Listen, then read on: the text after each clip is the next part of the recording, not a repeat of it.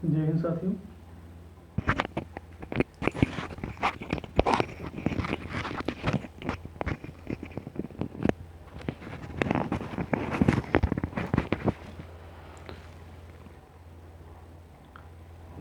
आज की क्लास में जनरल साइंस पार्ट 2 जो कि फिजिक्स, केमिस्ट्री और बायोलॉजी से रिलेटेड क्वेश्चन होंगे। और सारे क्वेश्चन, जितने भी क्वेश्चन होंगे वो एनसीईआरटी बेस्ड क्वेश्चन होंगे।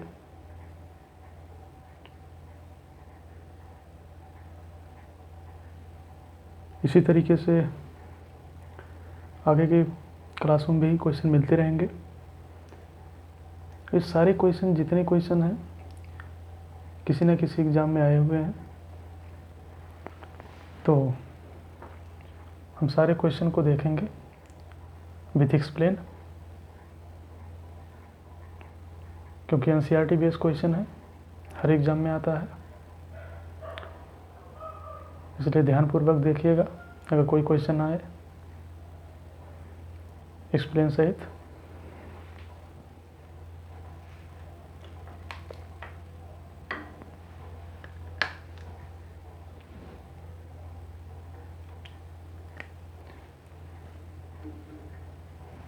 पहला क्वेश्चन यह है कि प्रकाश किरणों की प्रकृति होती है तरंग के समान, कण के समान, तरंग और कण दोनों, चौथा नाट। तो हम ये जानते हैं प्रकाश की किरण जो है वो डुअल नेचर की होती है, यानी कि तरंग और कण दोनों के माध्यम से वो गमन करती है। क्योंकि हम ये जानते हैं कि प्रकाश एक अनुप्रस्थ तरंग है।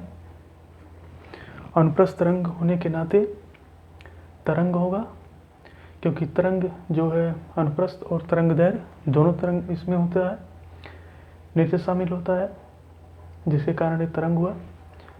वो कण इसलिए होगा क्योंकि फोटॉन वेव जब पड़ती है सूर्य का प्रकाश किसी ऑब्जेक्ट पर, तो वहाँ जो है E बराबर h/nu एनर्जी जनरेट करता है। तो एक कण ही है, तो जिसके कारण जो है कण भी हो गया। तो ऑप्शन विल बी गो सी। अगला क्वेश्चन है प्रकाश की गति किसके बीच जाते हुए निम्नतम होगी? कांच, निर्वात, जल, वायु। क्वेश्चन आरओ एसएससी सीजीएल और कांस्टेबल में आया हुआ है।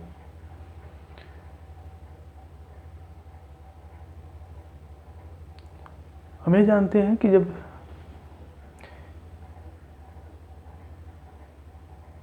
कोई भी चीज़ हो, अगर उसका रिफ्रैक्टिव इंडेक्स मैक्सिमम होगा तो उसकी जो वेलोसिटी है बहुत कम होगी, क्योंकि n बराबर c/b होता है, जहाँ c प्रकाश की वेग है और b ऑब्जेक्ट की वेग है। तो यहाँ पर जो है n बराबर c/b कॉन्सेप्ट से जिसका रिफ्लेक्टिव इंडेक्स ज़्यादा होगा उसकी वेलोसिटी कम होगी, यानी कि हम ये कह सकते हैं कि जिसकी वेलोसिटी ज़्यादा होगी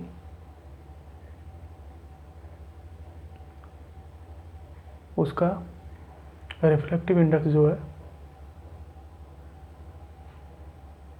कम होगा, क्योंकि वेलोसिटी ज़्यादा हो जाएगी।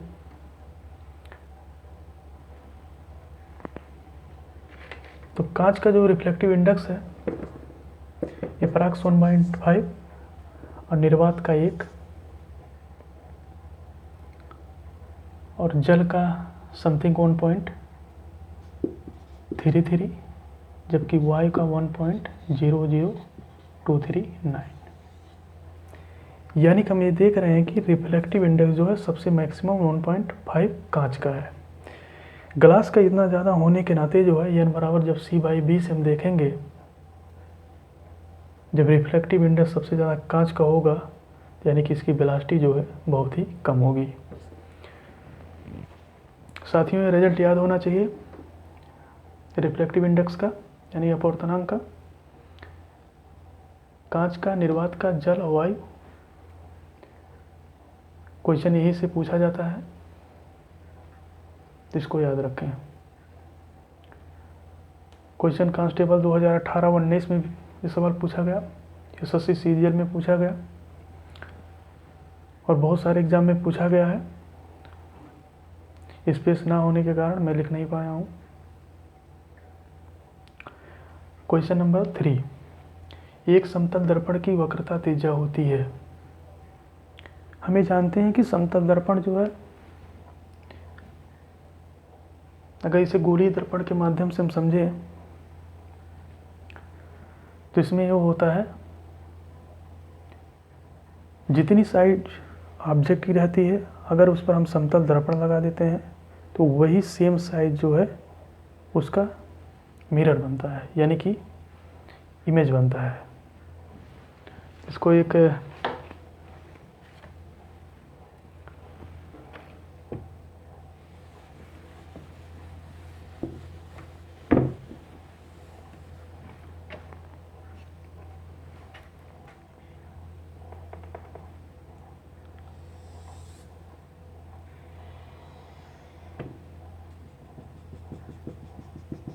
रफली डायग्राम बना रहे हैं।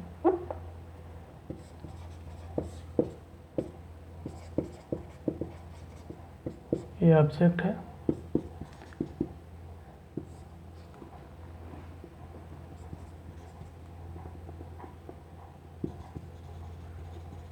इमेज, और इस समतल दर्पण रखा है।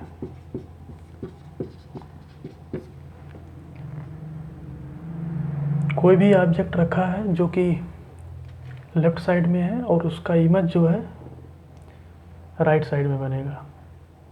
तो फार्मूला को क्रिएट करके ही बनाया गया था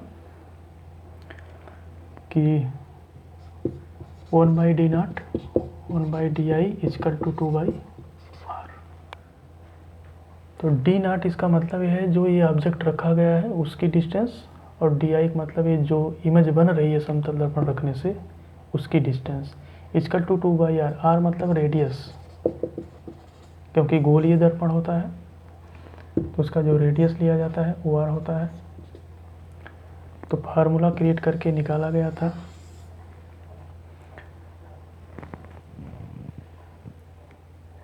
फार्मूला अप्लाई करने के बाद ये चीज़ें आई हैं, क्योंकि दर्पण के लेफ्ट साइड में जो भी ऑब्जेक्ट होगा उसको नेगेटिव लिया जाता है, यानी कि d0 = -d0 and di positive sign है। अगर हम सिग्न के अनुसार चलें तो ये माइनस होगा, ये प्लस होगा, क्योंकि समतल दर्पण लगा हुआ है। समतल दर्पण के लगने के नाते लेफ्ट साइड में जो ऑब्जेक्ट होगा नकारात्मक में जाएगा और राइट साइड में जो होगा वो प्लस में जाएगा। फार्मूला वहाँ पुट कर दें।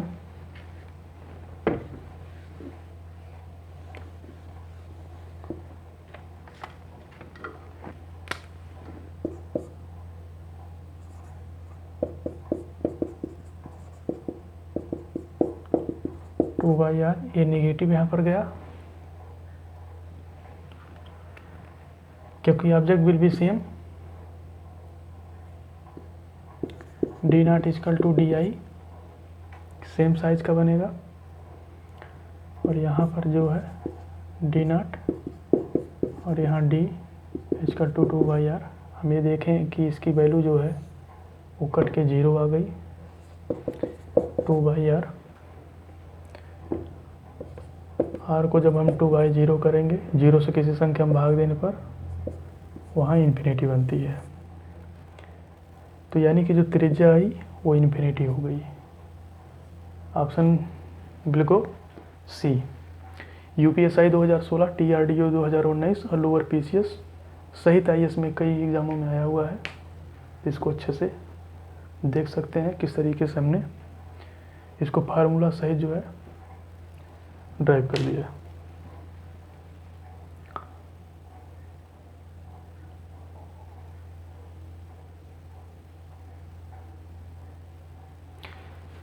चलिए इसके बाद क्वेश्चन नंबर 4 पे, जंग रहित लोहा बनाने में प्रयुक्त धातु है एल्युमिनियम, कॉपर, क्रोमियम, नाट। तो ऑप्शन बिल्कुल को क्रोमियम केवल एक ही धातु ली जाती है जिसका परमाणु क्रमांक 24 है पीरियोडिक टेबल में।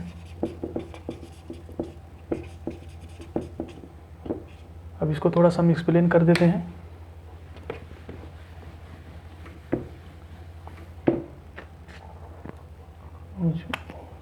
हमें जानते हैं कि आयरन होता है और जब भी जो है इसमें जंग लगता है,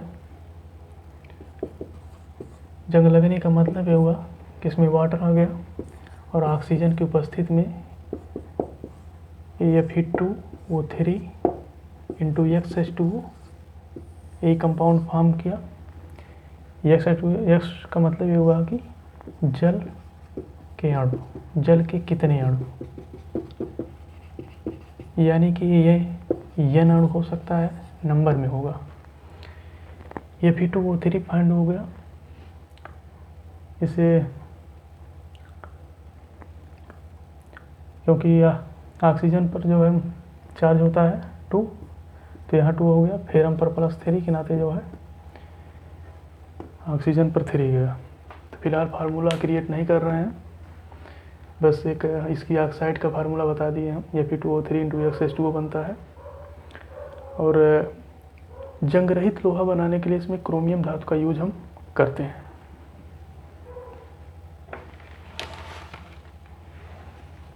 आगे से तरफ चल रहे हैं हम।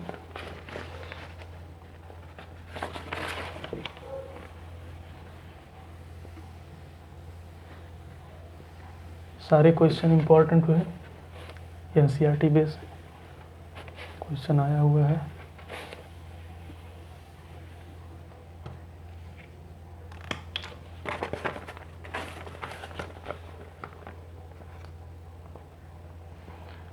क्वेश्चन 5, अमलगम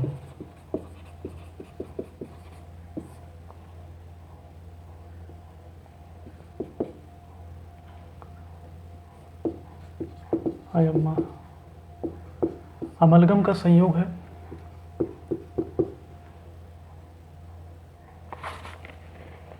ये पारा, कॉपर, पारा plus tin,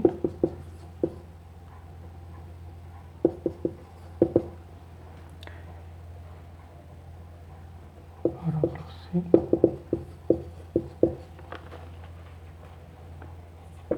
question number 6, rail की पटरी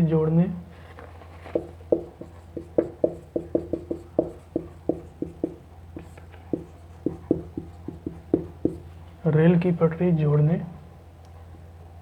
में प्रयुक्त अभिक्रिया।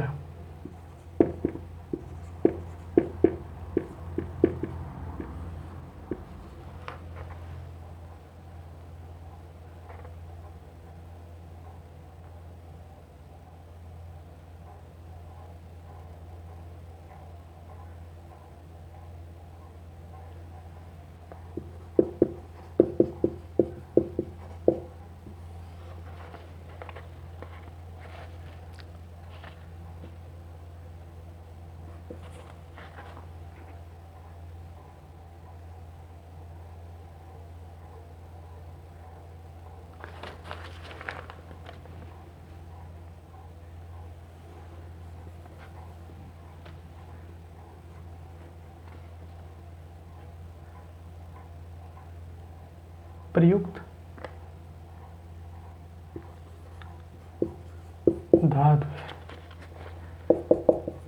Fe2O3 copper, second Fe2O3 aluminium, third Fe2O3 silicon. Question number 7, copper को वायु में खुला छोड़ने पर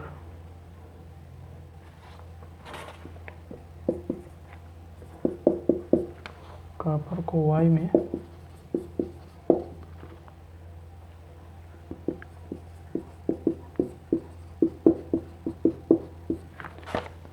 खुला छोड़ने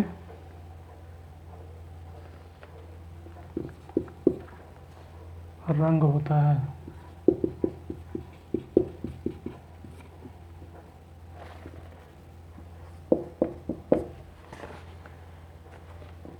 ए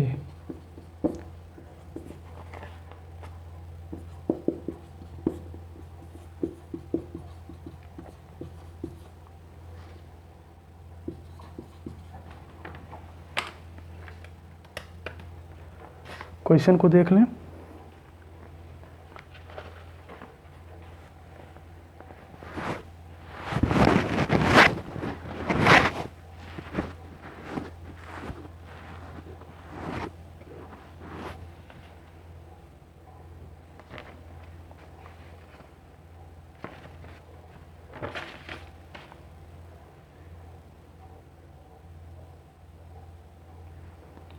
क्वेश्चन नंबर 5वां अमलगम का संयोग है।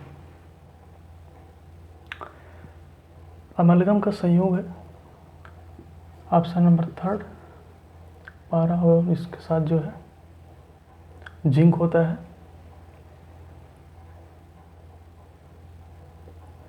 इसको याद रखिएगा। एक्चुअली हम लोग पारा एच जी ही समझते हैं, लेकिन इसके साथ एक धातु और भी होती है, जिंक। क्वेश्चन नंबर 6 रेल की पटरी जोड़ने में प्रयुक्त धातु। हमें पता तो होता है कि इसमें आयरन होता है, आयरन का ऑक्साइड, लेकिन उसके साथ एक धातु और भी होती है, एल्युमिनियम।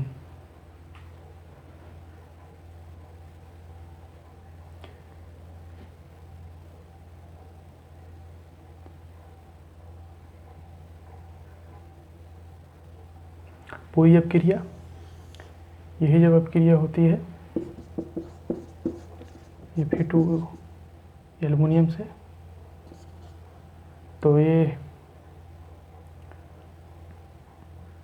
अपक्रिया करके एल्युमिनियम से Al2O3 और फेरम अलग हो जाता है।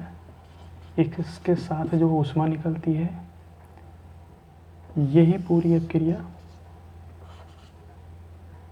थर्मिट अपक्रिया के नाम से जानी जाती है।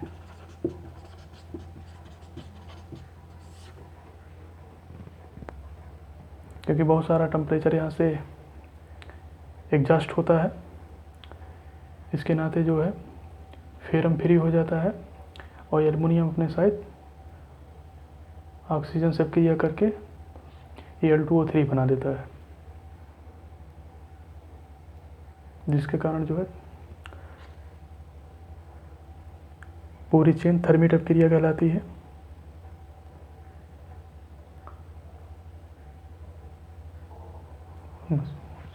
क्वेश्चन नंबर 7 कॉपर को वाई में खुला छोड़ने पर रंग हो जाता है। हम ये जानते हैं कि कॉपर को जैसे ही वाई में हम छोड़ते हैं खुला, वो तुरंत जो है वायुमंडल में पाए जाने वाले कार्बन डाइऑक्साइड से अपक्रिया कर लेती है और उसके कॉपर का कार्बोनेट बना लेती है, और कॉपर का जो कार्बोनेट होता है वो हरा रंग का होता है।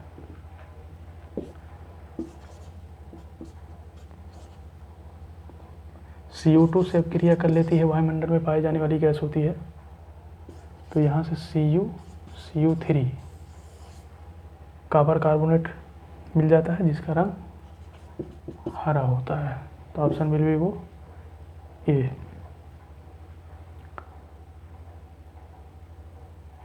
एक क्वेश्चन रिसेंट में भी DRDO 2019 में आया था, और CDS जो कि ऑफलाइन पेपर हुआ था उसमें भी ये आया था, और इसके पहले पता नहीं कितने कितने एग्जामों में सारे क्वेश्चन पूछे जा चुके हैं। तो भरमार एग्जामों का जहाँ से क्वेश्चन पुटअप होते हैं, इसको ध्यान में रख लीजिएगा, फिर रिपीट होगा किसी न किसी एग्जाम में। अगले क्वेश्चन की तरफ बढ़ते हैं।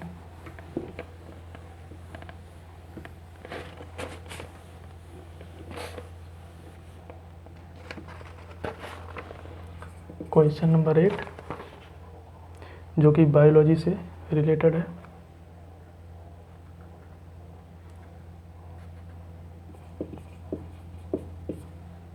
सूखा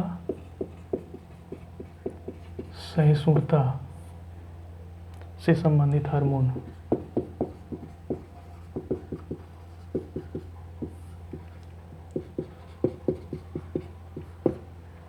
A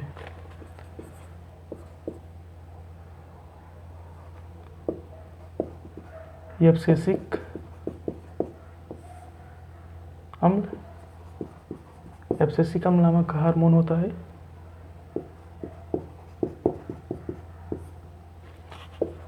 B gibberellin,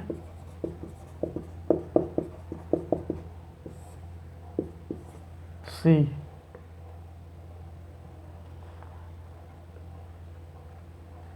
cytokinin.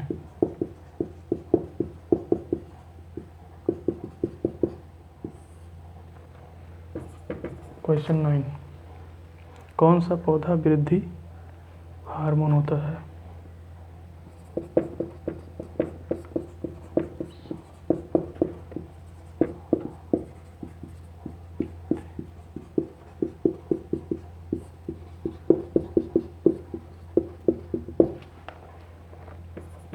A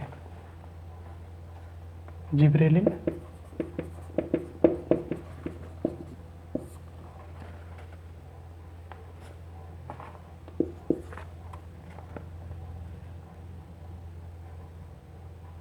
sorry insulin है।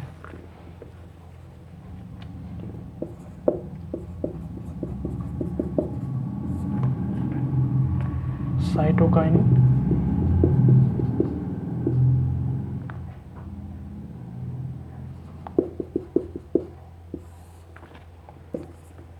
Option C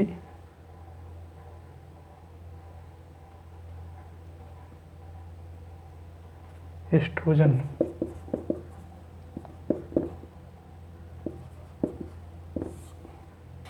D not. एक क्वेश्चन और है।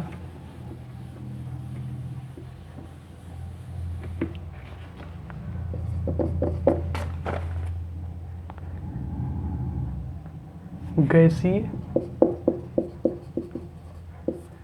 स्थिति में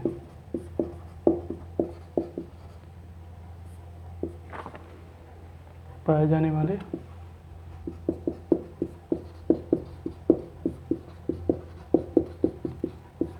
हार्मोन है। पहला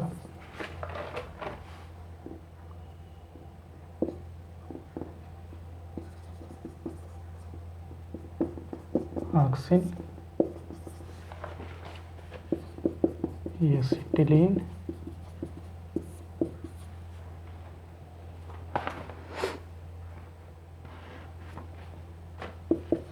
gibberellin. D not.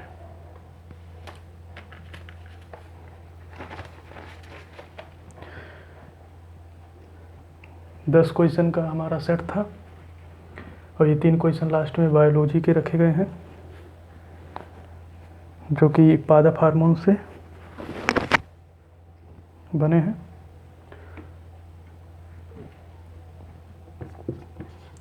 UPSI 2016, NTPC भी 2016 में पूछा गया एंड एसएससी एग्ज़ाम में भी, एंड एक क्वेश्चन जो है यूपीपीसीएस में भी पूछा गया है। इसी तरीके से और भी एग्जाम में पूछे गए हैं। क्वेश्चन आठवां है कि सूखा सहिष्णुता से संबंधित हार्मोन है।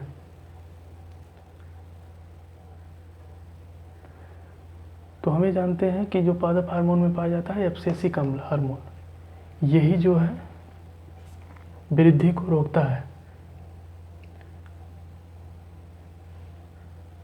तो एब्सिसिक अम्ल हार्मोन को तनाव हार्मोन भी कहते हैं।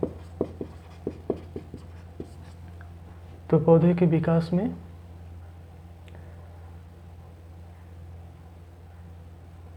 सूखा कर देता है तो एब्सेसिकम हार्मोन, आंसर गोविल ए।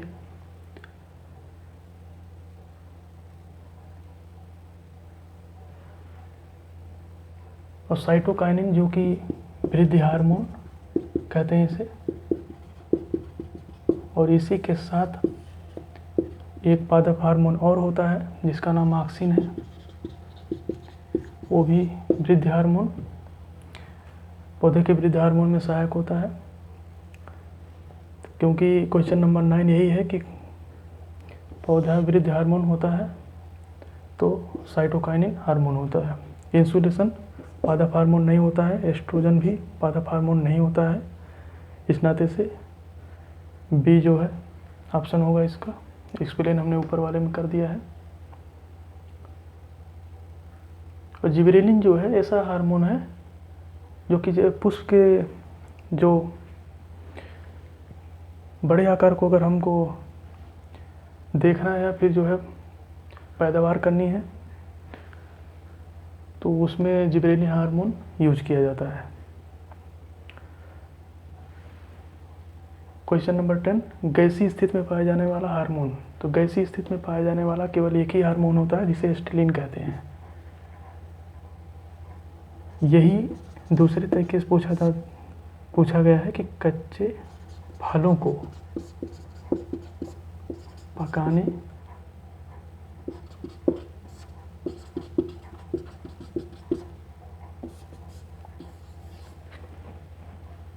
क्वेश्चन इस टाइप से भी आया हुआ है कि कच्चे फलों को पकाने के लिए किस हार्मोन का प्रयोग किया जाता है। तो एस्टिलीन नामक हार्मोन को हम कच्चे फलों को पकाने के लिए यूज करते हैं, जो कि गैसियस स्टेट में होता है।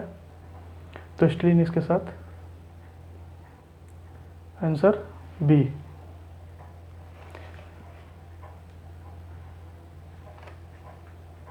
तो साथियों आज केवल 10 सवालों के साथ हमारा जो है सेट तैयार हुआ था। इसी तरीके से डेली क्वेश्चन 10-10 सेट बनेंगे इसके जनरल साइंस के, जो कि फिजिक्स, केमिस्ट्री और बायोलॉजी से होंगे। और सभी क्वेश्चन एनसीईआरटी से होगा। सबसे महत्वपूर्ण बात तो ये है।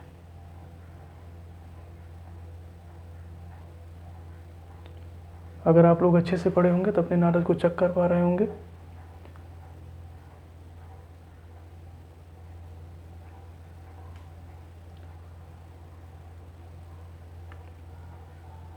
दोस्तों इसके साथ कल हम मिलते हैं। धन्यवाद।